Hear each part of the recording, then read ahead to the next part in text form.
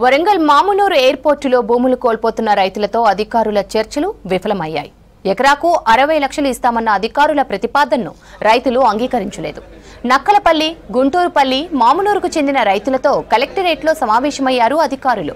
వ్యవసాయమే జీవనాధారమని, భూములు కోల్పోతే ఉపాధి దొరకదని చెప్పారు రైతులు. ఎకరాకు 2 కోట్ల రూపాయలు ఇవ్వాలని డిమాండ్ చేశారు. అధికారులు మాత్రం 60 లక్షలు ఇస్తామనడంతో నిరసన తెలిపారు రైతులు. మార్కెట్ రేట్ ప్రకారం చెల్లించాలని కోరారు.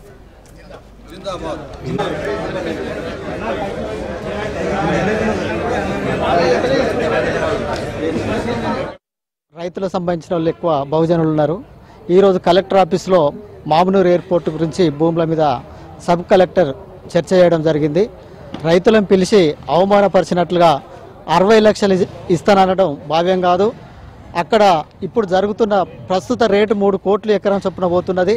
దాన్ని చూసి ఇంకేమైనా పెంచి ఇవ్వాలని ఈ ప్రభుత్వాన్ని డిమాండ్ చేస్తున్నాం.